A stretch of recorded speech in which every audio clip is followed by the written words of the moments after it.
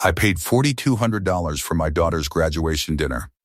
When we arrived, the main table read, "Congrats, Mason, my brother's son." Dad shrugged. "Your daughter was never the guest of honor." My daughter whispered, "It's okay. I can sit anywhere."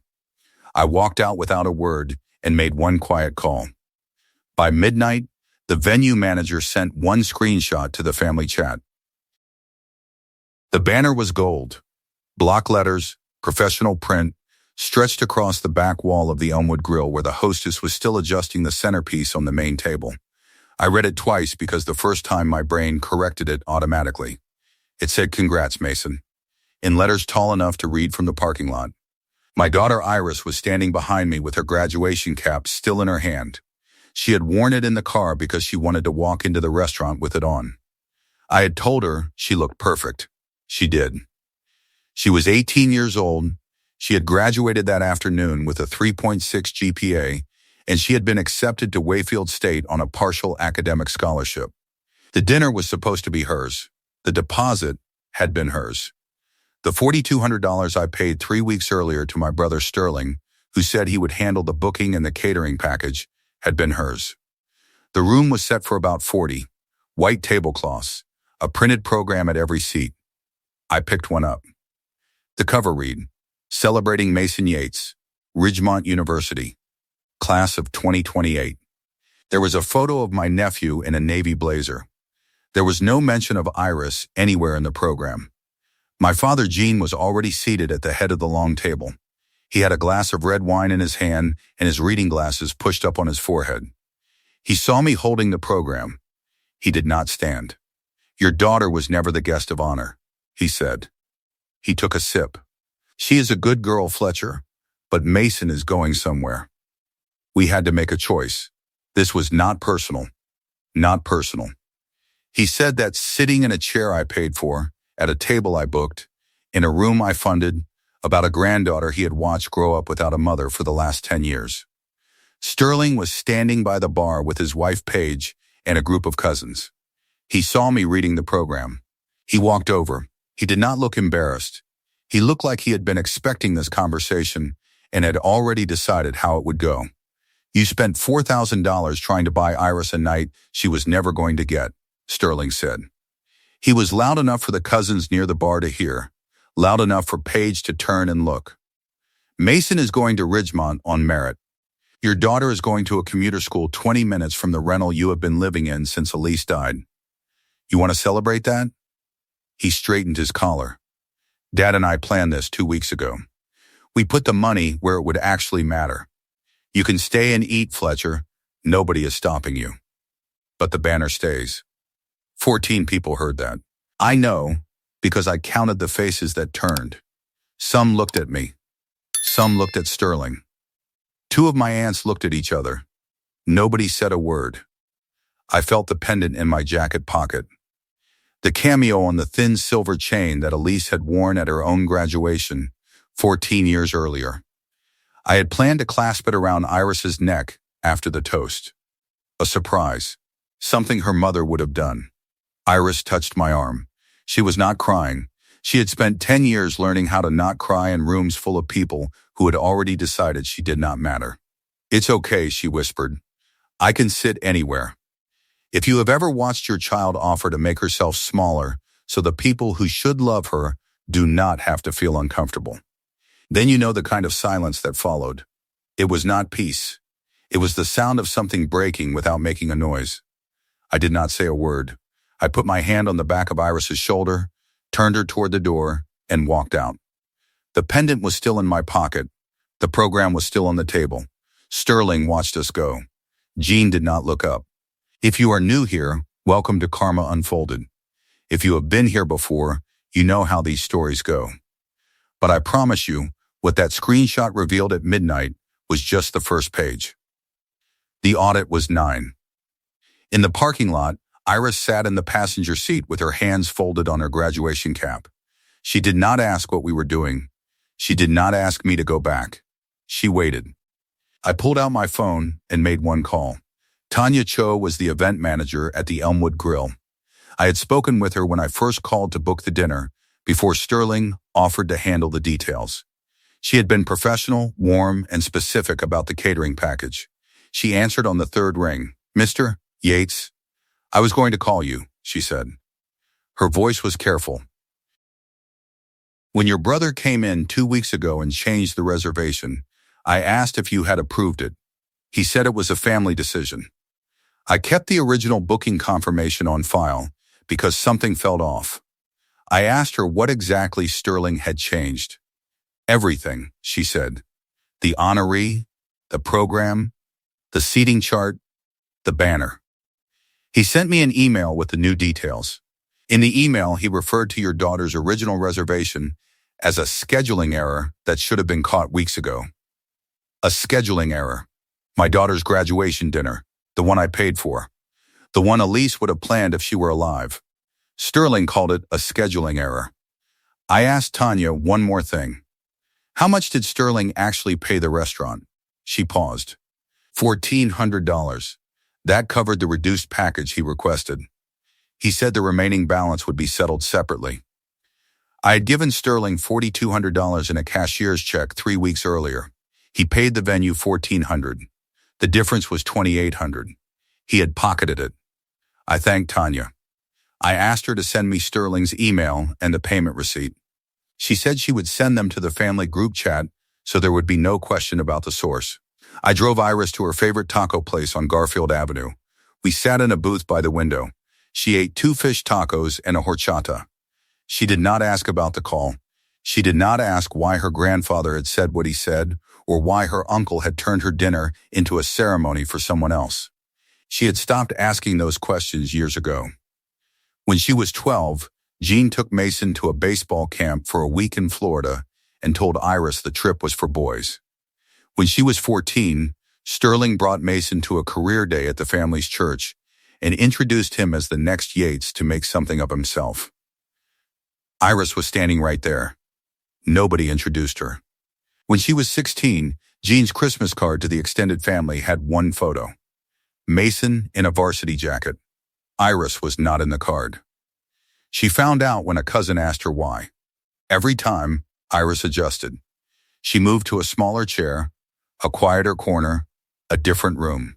She learned to take up less space so the people who were supposed to make room for her did not have to feel the weight of what they were doing.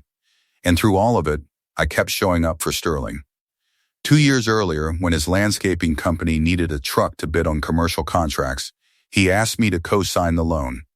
"Just until my credit catches up," he said. "You will never even see a bill." I signed. The truck was $34,000. The balance was still $22,000. My name was still on the note. Sterling never mentioned it again. He just kept the truck in the assumption that I would always be there when he needed something underwritten. At one point in the booth, she looked at me across the table and said, "Dad, the tacos here are better anyway." That was the only time I almost broke. I almost turned around at the restaurant door and said something. But Iris was behind me, and if I stayed, she would have sat down at that table and smiled through it. She had been trained to smile through it. Not by me. By the family that had been teaching her for 18 years that she was the one who adjusted. At midnight, my phone lit up. Tanya had sent the screenshot. It was Sterling's email to the Elmwood Grill. The subject line read, "Reservation change, Yates party." The body was 3 sentences. The first, the original booking was a scheduling error that should have been caught weeks ago. The second, the dinner is to celebrate my son Mason's acceptance to Ridgemont University. Please update the banner, table assignments, and printed materials accordingly. The third, payment adjustment to follow. Below the email, Tanya attached the payment receipt. Received from Sterling Yates, $1,400. The family group chat had 41 members. Every one of them could see the email. Every one of them could see that Sterling had called Iris a scheduling error. Every one of them could see the $1,400 receipt against the $4,200 I had paid. The responses came in waves. My Aunt Dolores sent a single question mark. My cousin Ray sent nothing but a screenshot of the original booking confirmation Tanya had forwarded, the one with Iris's name on it. My mother Barb typed 3 dots that appeared and disappeared 4 times. She never sent a message. Sterling sent one reply at 12:34 a.m. This is a private family matter. Fletcher, call me. I did not call him. I did not respond to anyone. I put my phone on the nightstand, next to the small velvet pouch where the cameo pendant waited, and I lay in bed staring at the ceiling. Not because I was hurt, because my brain was doing what it does 5 days a week at Hadley Coal Industries, where I audit financial records for a living. It was tracing the money. It was asking where the $2,800 went. And it was asking a much bigger question. If Sterling had done this with the dinner, what else had he done? The pendant had been Elise's. Her mother gave it to her the morning of her high school graduation in the kitchen of a house that no longer exists. The cameo was small, cream-colored, a woman's profile carved into shell, set in a tarnished silver bezel on a chain thin enough to tangle if you were not careful. Elise wore it under her gown. She wore it at our wedding. She wore it the day Iris was born, tucked inside the collar of a hospital gown while she held our daughter for the first time. When Elise died, I put the pendant in the nightstand drawer. For 2 years, I could not open the drawer without my hand stopping. Then one morning, Iris asked me what Mom wore around her neck in the wedding photo on the hallway wall, and I opened the drawer and held it up to the light and told her the whole story. Iris touched it once, with one finger, and said, "It is pretty." She was 10. I had planned to give it to her at the dinner, after the toast, in front of the family, the way Elise's mother had given it to Elise. A thing passed between women when the men in the room were supposed to be quiet and proud. Sterling turned that moment into a scheduling error. If you want to understand why I did what I did next, you need to understand one other thing. 2 years after Elise died, Iris had a father-daughter dance at her school. I almost did not take her. The other girls had mothers who helped with dresses and hair, and I did not know how to curl hair or pick a dress for a 10-year-old who had her mother's face and none of her mother's guidance.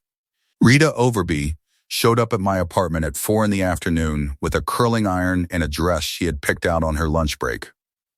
Rita was Elise's college roommate. She taught 3rd grade at Eastridge Elementary. She had been in our lives since before Iris was born, and she never left after Elise died. She did Iris's hair in the bathroom while I stood in the hallway. Useless. Listening to Iris laugh at something Rita said about the curling iron being older than both of them. When Iris came out, I could not speak. Rita looked at me and said, Elise would have picked the same dress. That was the night I understood that Rita was family in a way that Jean and Sterling and Barb had never been. She showed up. She stayed. She never asked for credit. 2 days after the screenshot, I sat at my kitchen table with a legal pad and a laptop and did what I do for a living. I traced the money. Not the $2,800 from the dinner. That was obvious. I was looking at something bigger. When Iris was 12, my grandmother Opal had opened an investment account at Pacific Ridge Credit Union for her 2 great-grandchildren, Iris and Mason. She deposited $30,000, split evenly, $15,000 designated for each child to be used for education. The account required 2 signatures for withdrawals, Opal's and Jean's, as co-trustees. I had never checked the account. Opal told me the money was growing. Jean told me the money was growing. I believed them because I was raised to believe my father. I called Opal. She was 84, and she answered her phone the way she answered everything, with her full name and a question, Opal Yates, who is this? I told her I needed to see the account statements. I told her why. There was a pause. Then she said, I will call the credit union in the morning and put your name on the access list. Fletcher, if something is wrong with that account, I want to know before anyone else. The statements arrived by secure email 2 days later. 27 pages. I printed them on my home printer and spread them across the kitchen table the way I spread audit worksheets across my desk at Hadley Coal. Mason's half, $15,000 deposited. $420 withdrawn for school supplies in 2019. Balance, $16,840 with interest. Intact Iris's half, $15,000 deposited. 23 withdrawals over 6 years. Amounts ranging from $200 to $1,100. Everyone authorized by Jean's signature. Everyone cashed by Sterling. Total withdrawn, 18,200. Balance, zero. Not low. Zero. The largest withdrawal was $1,100, taken in February for Mason's SAT prep course. They had used Iris's money to pay for Mason's test preparation. The second largest was $890, taken the previous June. I cross-referenced it against Sterling's landscaping company records, which I was able to pull from the state's business filings. The $890 matched a truck insurance premium payment. They had been using my daughter's inheritance to run my brother's business. I sat at the kitchen table for a long time, not because I did not know what to do, because I was calculating the human cost. 18,200 over 6 years. That was 4 years of Iris's birthday money. 6 Christmases she spent watching Mason open bigger presents and never understanding why. Every field trip she had paid for with her own babysitting money because I told her the account was for college and I did not want to touch it. She had been protecting money that no longer existed. I thought about the winter she was 15 when her basketball shoes had a hole in the left toe and she stuffed it with a folded napkin so she could finish the season. She never asked me for new shoes because I had told her money was tight and the account was growing for her future. She wore those shoes for 3 more months. Meanwhile, Mason was playing travel ball in $160 cleats that Sterling bought with a withdrawal from Iris's account 3 weeks before Christmas. I thought about the summer she worked 20 hours a week, scooping ice cream at 16, saving for a used laptop because she did not want to ask me for one when college was expensive. The laptop she saved for cost $380. In that same month, Sterling withdrew $600 from the account for Mason's SAT prep books and a graphing calculator. My daughter had been working to replace the things that had already been stolen from her. She just did not know it. The next evening, I was setting up Jean's old iPad for Iris to take to college. Jean had given it to her 2 years earlier when he upgraded. For homework, he said. I was wiping it, reinstalling the basics, when the Messages app loaded and began syncing. Jean had never logged out of his iMessage. I almost deleted the thread without reading it. The screen was small, the font was Jean's default large type setting, and the first 3 words were enough. But I read it. All of it. The thread was between Jean and Sterling, stretching back 4 years. Most of it was logistics, pickup times, holiday schedules, truck repairs. But scattered through the ordinary messages was a second conversation. One about money. Jean, November 2020, take what you need for Mason. Iris has Fletcher. Mason only has us.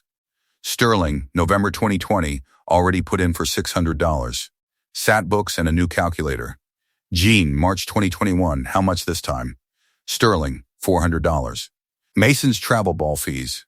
Jean, fine. Do not tell your mother. Jean, August 2022, the account is getting low on her side. Be more careful. Sterling, she is going to state school anyway. She will not need it. That last message was the one that stopped me. She is going to state school anyway. She will not need it. Written 2 years before Iris applied anywhere. Written before she took a single app class. Written when she was 16 and still deciding what she wanted to be. Sterling had already decided for her. Jean had let him. This was not favoritism. This was erasure. My father had been ashamed of my branch of the family since I was 18. Teen father. Working class wife. An apartment instead of a house. A job that involved spreadsheets instead of handshakes. Jean had been punishing me for the life he was embarrassed by, and he had been paying for it with my daughter's money. I closed the iPad. I put it in the drawer. I sat in the kitchen with the lights off for a while, listening to Iris moving around upstairs, getting ready for bed. She was humming something. She sounded normal. She sounded like a girl who had just graduated from high school and was excited about college and had no idea that the money her great-grandmother set aside for her education had been drained to pay for her cousin's SAT tutors and her uncle's truck insurance. I had 2 choices. I could confront Jean and Sterling privately, demand the money back, accept whatever excuse they would manufacture, and watch the whole thing get buried under family silence the way everything in that family got buried. Or I could do what I was trained to do. I could document it. I could build a case so clean and so complete that there would be no room for reinterpretation. No room for Jean's it was not personal. No room for Sterling's the money was just sitting there. I opened my laptop and built the audit. If you are still here, you are in the right place. Welcome back to Karma Unfolded, and I need you to understand that what happened next was not revenge. It was documentation. Every auditor knows the difference. The report was 9 pages, single-spaced. Each withdrawal listed with date, amount, authorization signature, and cash-out record. Attached, the venue email screenshot, the payment receipt showing $1,400 versus $4,200, and 3 pages of Jean's iMessage thread with Sterling, printed with timestamps. I formatted it the way I format every audit finding at Hadley Cole, chronological, sourced, and without a single sentence of opinion. I called Prescott Keating, an attorney I had worked with on 2 previous audit referrals at the firm. I told him what I had found. He asked me to send the report. He called back within an hour. Fletcher, the withdrawals from a trust-designated account without the beneficiary's knowledge or benefit constitute conversion. The co-trustee who authorized them is personally liable. The person who cashed them is personally liable. You have a civil case. You may have a criminal referral. And the $2,800 from the dinner is straight fraud. I asked him to draft a demand letter. Then I made the harder call. Opal listened to the full report without interrupting. When I finished, the line was quiet for 8 seconds. Then she said, "Your grandfather set aside that money so both of his great-grandchildren would have something. Not one of them. Both." Jean had no right. Her voice did not waver. "What do you need from me?" I told her I needed her at the Elmwood Grill on Monday evening. I told her I was going to invite Jean and Sterling. I told her I needed her to sit at the head of the table. "You are not asking my permission," she said. It was not a question. "No, ma'am." "Good. I will be there at 5:30. And Fletcher, bring the folder." The Elmwood Grill on Monday evening at 6 looked different without banners. The tables were set for regular service. Tanya had reserved a round table near the back, away from the windows. She nodded at me when I walked in. She knew what was coming. She had seen Sterling's email. She had seen the payment receipt. She had kept copies of everything. Opal arrived first, in her navy cardigan and her reading glasses on a beaded chain.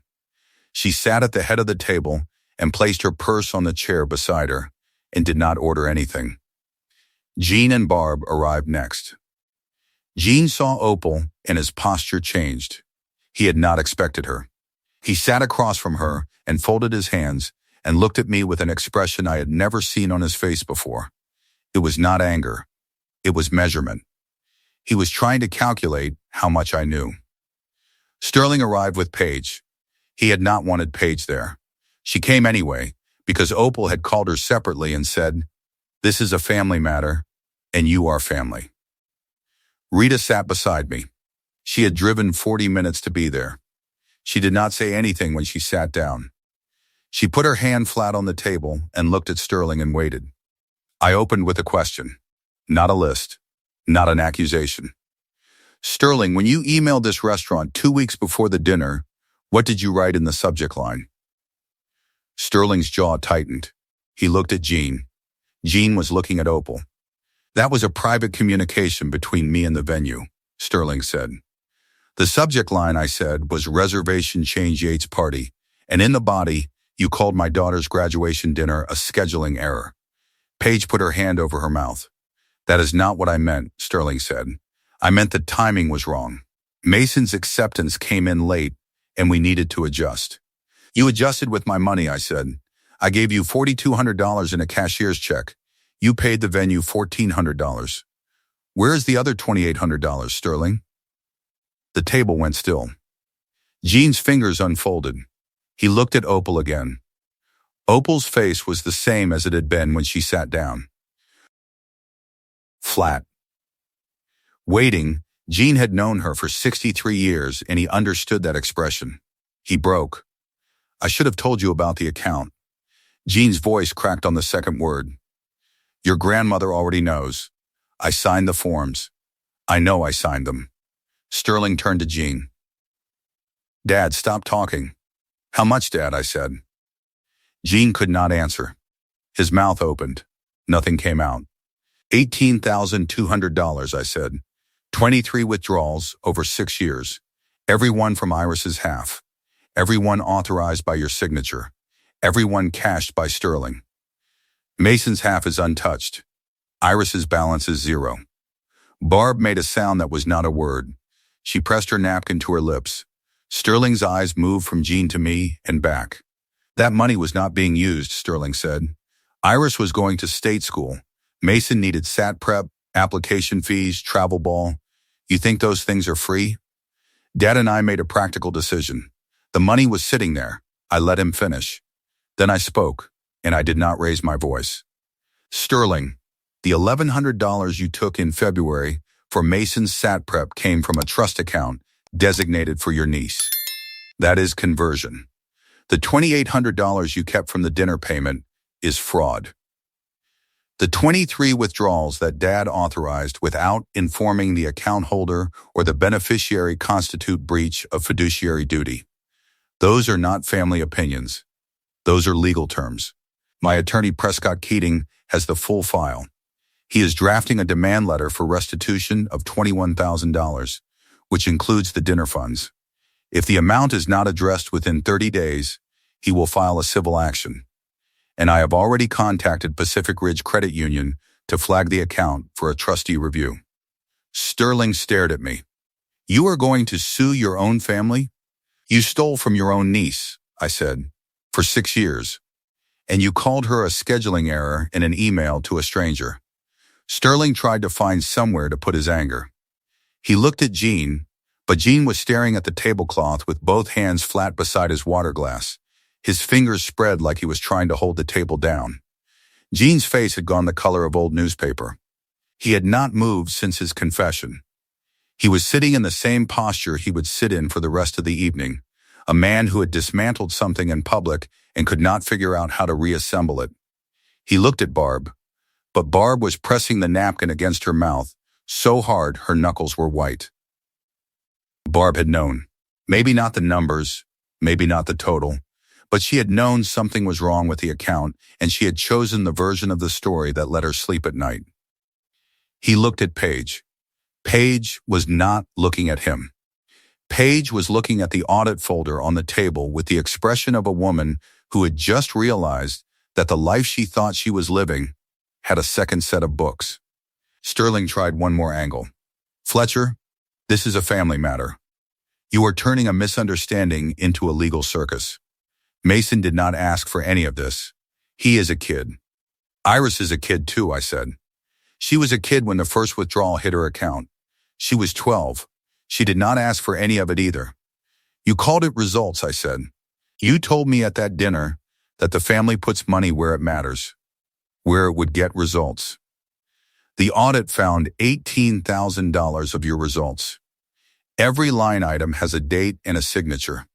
23 decisions to take from a girl who lost her mother at 8 and never asked anyone for anything. Sterling's hands went flat on the table. His breath shortened. His jaw loosened, and his chin dropped half an inch, and his shoulders pulled inward. The way a man looks when the scaffolding behind the performance gives way. He did not speak. I looked at him across the table, and I delivered the line I had been carrying since the iPad. You stole $18,000 from your own niece and called it investing in results. The audit is 9 pages. Her name is on every one. Sterling did not move. This is the last family meeting, I said. The co-signature on your truck loan comes off Tuesday. My attorney has already filed the withdrawal notice with the bank. You have 30 days to refinance or surrender the vehicle. Opal's attorney has the account statements.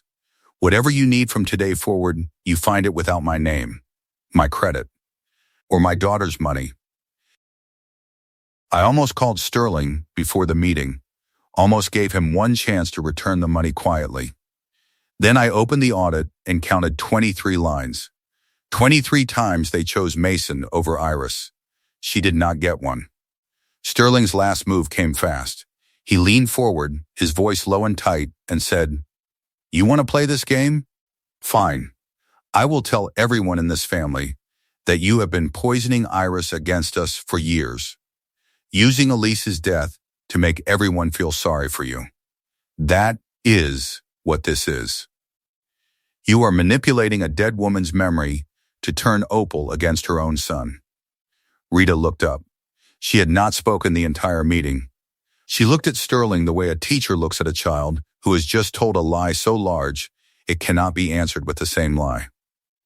"I was Elise's roommate for 4 years," Rita said. "I have been in Iris's life since the day she was born.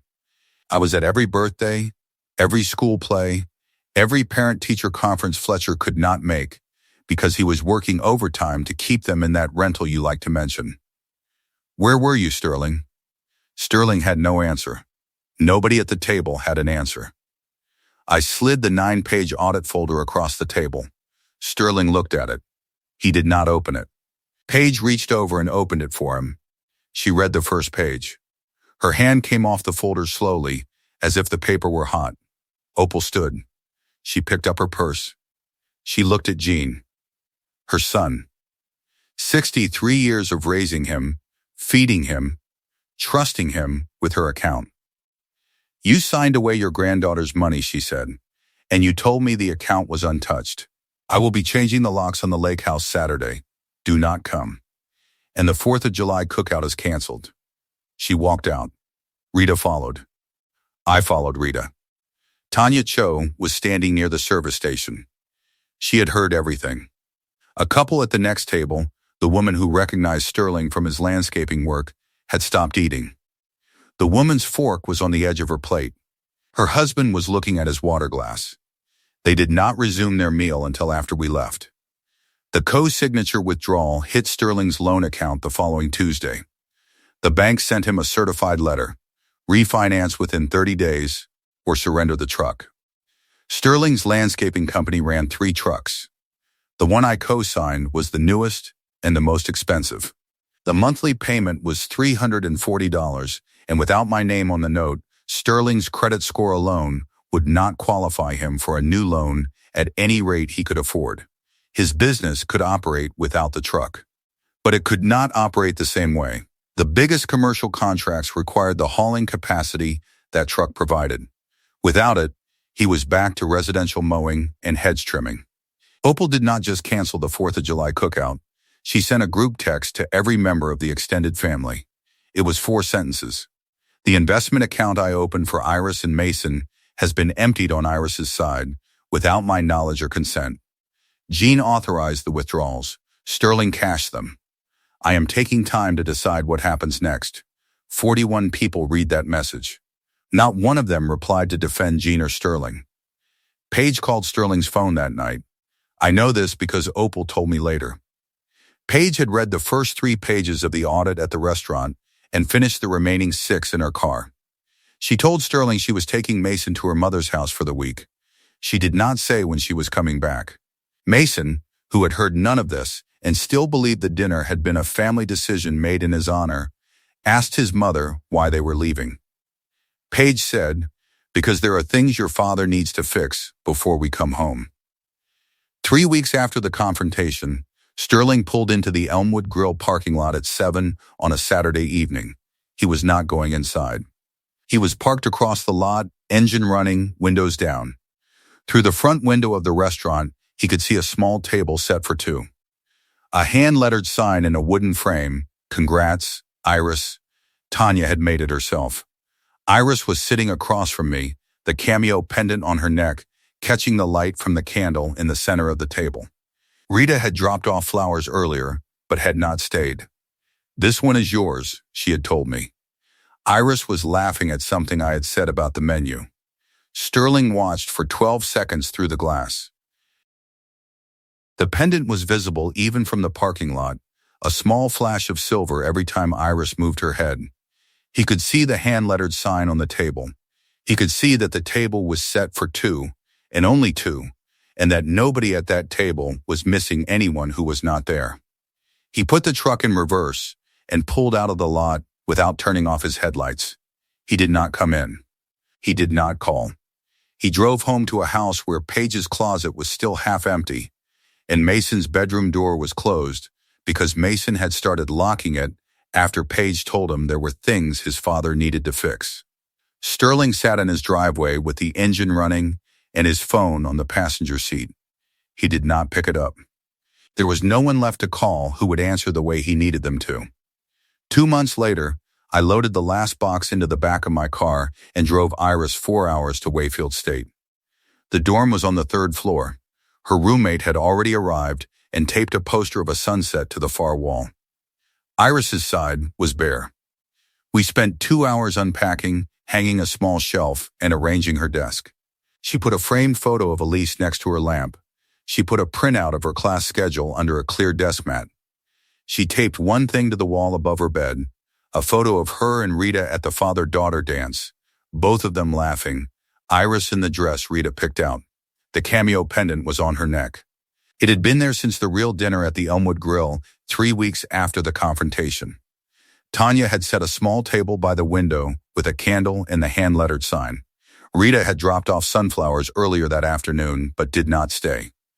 "This one is yours," she had told me on the phone. Before the appetizers arrived, I reached into my jacket pocket and pulled out the velvet pouch. Iris watched me open it. She recognized it before I unclasped the chain, because she had seen it in the wedding photo on the hallway wall 1,000 times.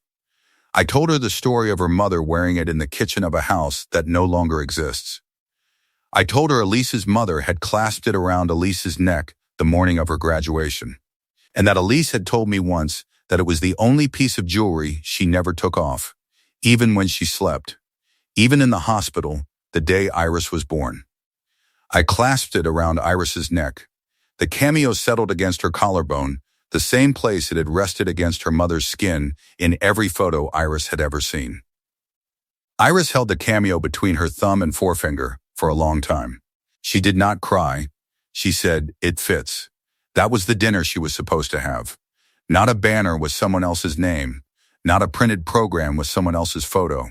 A small table, a candle, a pendant, and a father who had been carrying it in his pocket since the night the family tried to erase her. In the parking lot, I leaned against the car. Iris was upstairs. Through the 3rd floor window, I could see her adjusting the photo of Elise on the desk. The pendant caught the afternoon light through the glass. A man at the next car was unloading suitcases for his own daughter. He looked at me, read the expression on my face, and nodded. I nodded back. There was nothing to say. He knew. Every father dropping off a child at college knows. If you made it this far, thank you for staying with Karma Unfolded. Some stories end with courtrooms and handcuffs. This one ends with a parking lot and a pendant, and a girl who sat anywhere she was asked to sit, until the day her father made sure she never had to again. Gene has not spoken to me since the Elmwood Grill. He does not call on holidays. He does not call on Iris's birthday. Opal revoked his co-trustee status on the investment account and appointed me in his place. She deposited a new $15,000 for Iris's half and told me the original amount would be pursued through Prescott Keating's demand letter.